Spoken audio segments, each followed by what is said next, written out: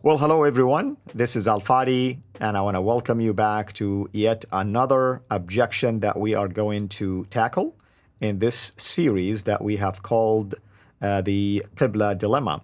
Of course, if you've been watching these videos that we have released so far from this particular series, you've noticed that our brother Dan Gibson is with us here virtually, and he's the one who's really handling the response to these particular objections that are being raised against his data and against his own publications.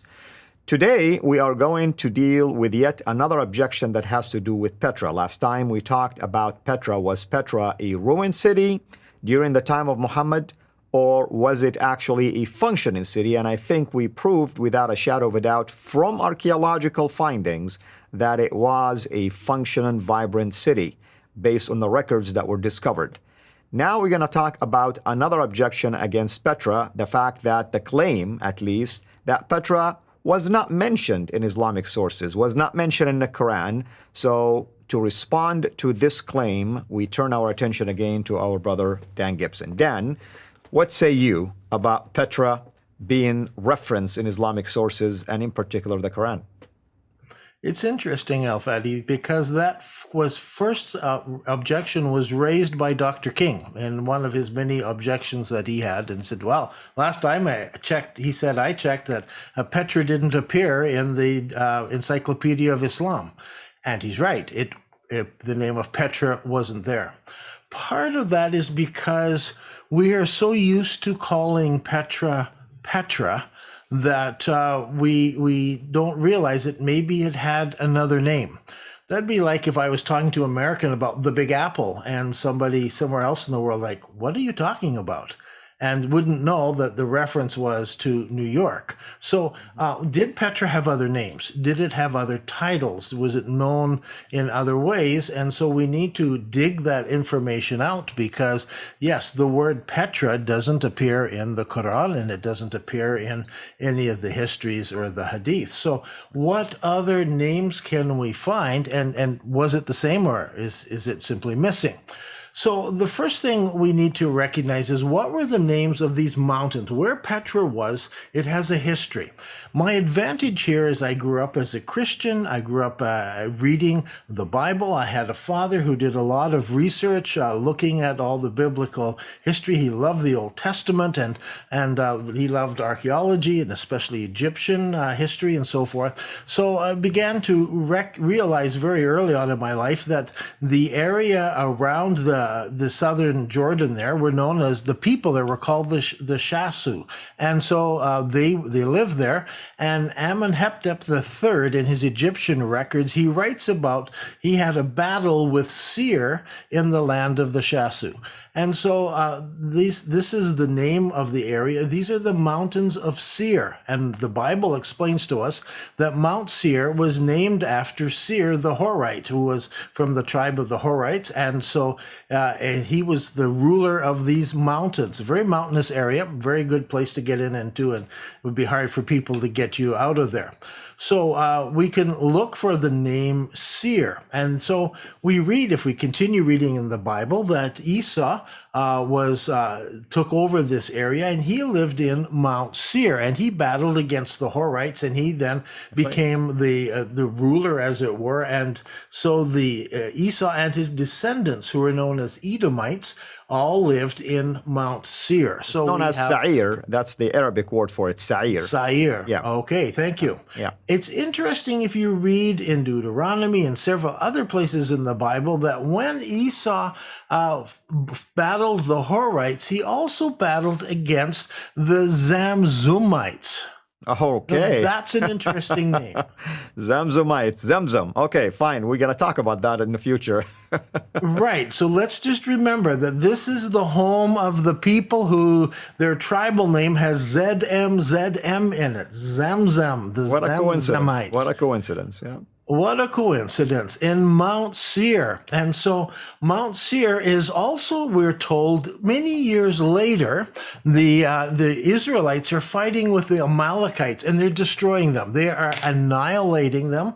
And the last remnant of the Amalekites flee south across over into Mount Seir, and there they hole up in the mountains. And so the Jewish people have to go down and fight the Amalekites in Mount Seir. What's interesting there is because later we will find that the Qur'an and the other histories make mention that the Amalekites used to live in Mecca.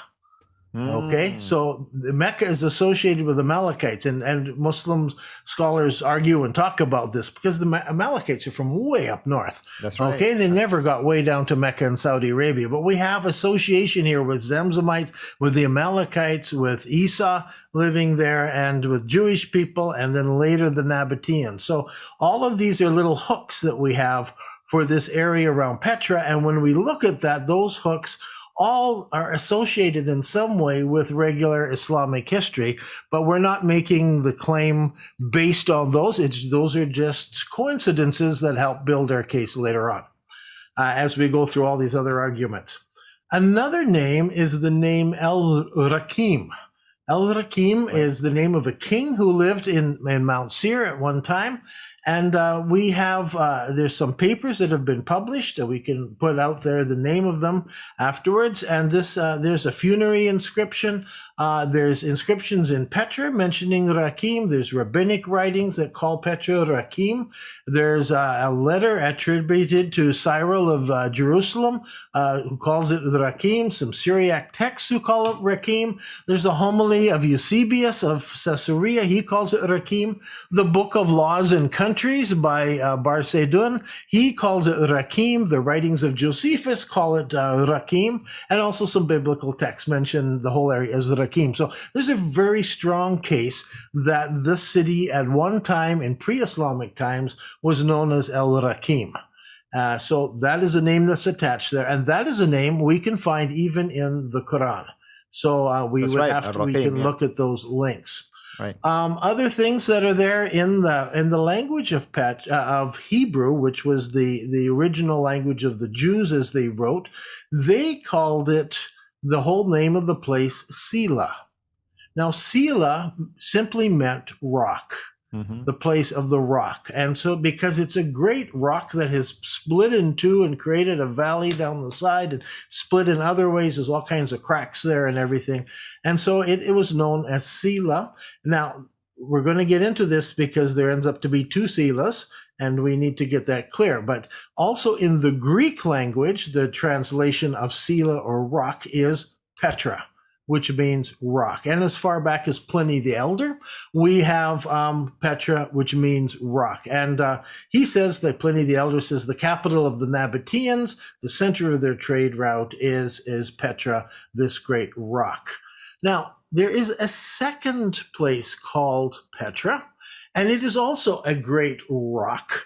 And it is north of Petra, closer to the Edomite capital of Bushira, and but the Hebrews called it Sela. So don't be confused. Two Selas, two Petras, depending if you're talking in Hebrew or in Greek.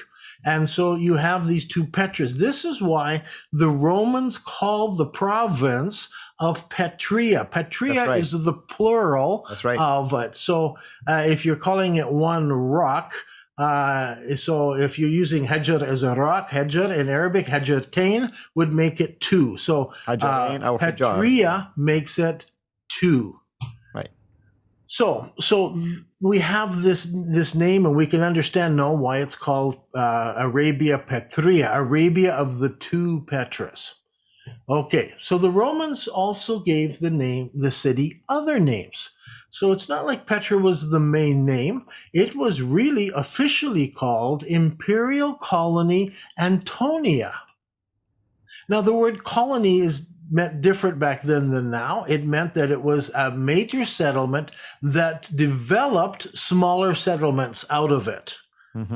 So the whole word is reversed now to mean the smaller settlements when you're a colony. Back then, it was the one who created the colonies. And so that was the name of the city. In the 3rd century, it was officially given a name in Greek, and it was called the Mother of Colonies, the one who starts it. It is the one who begins colonies. And in Arabic, the translation of Mother of Colonies is Qura, the Mother of Colonies. And the Quran calls it Qura, and it tells us that is the city of Muhammad. That's right. That's right. And so we have this name, Qura, is Arabic, and the Mother of Colonies, I'm saying in English, and it is also there in Greek, and that is the name. So the Mother of Colonies is started. Now, it was also called, as you reread through the Petra scrolls, there's lots of legal documents, so it helps us to get legal names. It is called the Blessed City. And that word is used at that time. It had several meanings. It also could mean the noble city. It could mean the holy city. It was a place of lots of religions. I find it very interesting that when I come to the Arabic language and to Arab people and Arab history, it is it's often known as Mecca, the noble, and Mecca as the holy place, and Mecca as the blessed city. Al-Balad al-Amin. Balad al-Amin. You have, there's more than that. Mukarrama, maybe? I'll have to go back and see. Yeah, things like that.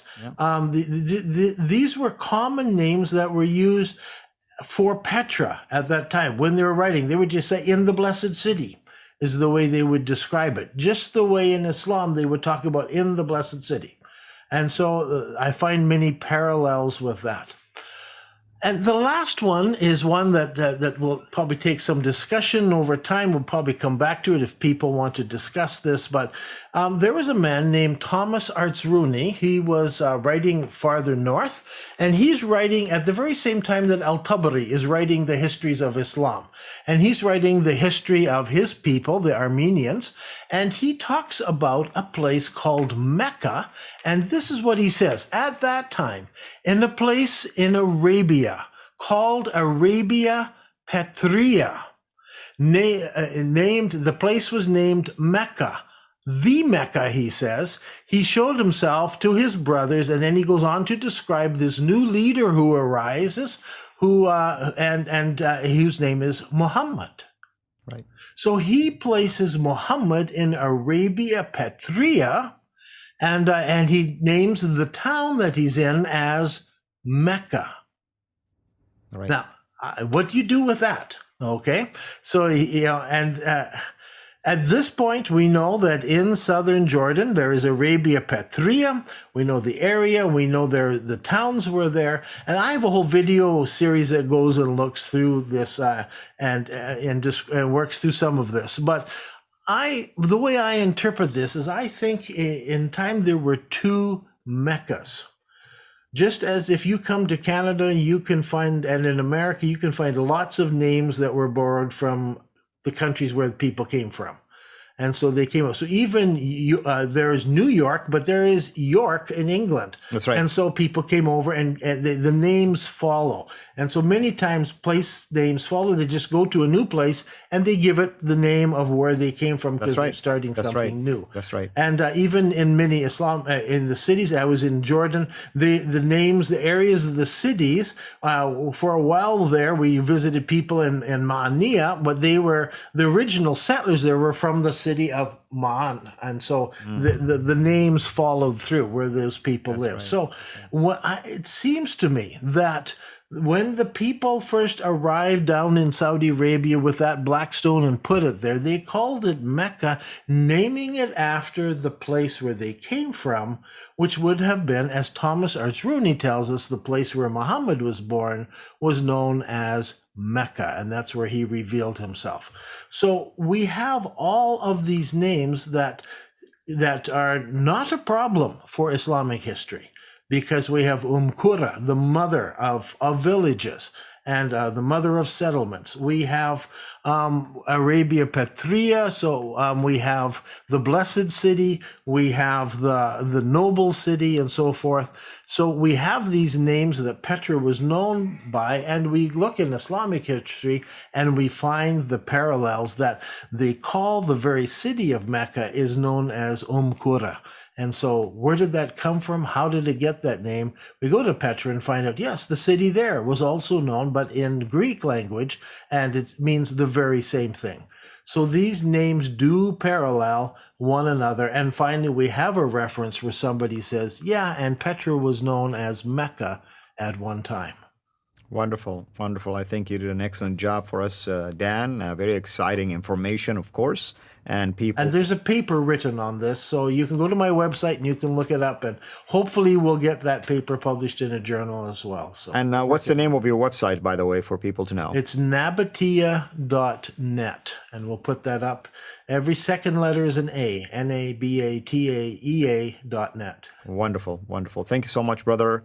And I hope everyone is enjoying this series. And you probably have heard some of these arguments in the past. Maybe you've heard it from Jay Smith. Maybe you've heard it from Dan directly. But if you didn't, hopefully you find these arguments that we're unpacking here to be helpful to you. You probably have shared some of, because I know a lot of people right now are starting to use these arguments to share it with Muslims to help them recognize that their foundation is based on basically narratives that are not substantiated. So if a Muslim responds to you, hopefully you'll find these tools helpful for you to reason with them and to help them basically reconsider their emotional side of arguments and begin to look into the data. With that in mind, brother, thank you so much. Of course, we will continue with these objections as we keep building up this particular series, and we keep adding more and more of those objections that are, practical, that have been raised, and we want to make sure people can come to these series and deal with them one objection at a time. Last word, brother. Thank you. No, all right. That was good. Wonderful. Thank you, everyone. This is Al-Fadi over and out. God bless. Take care. Thank you for watching this video. Be sure to like and subscribe to our channel, Sira International, and click on the bell so that you receive notifications whenever we publish a new video or go live. I would also like to appeal to you to consider becoming a Patreon patron by clicking the link right below. By doing so, you can give towards the production of these videos.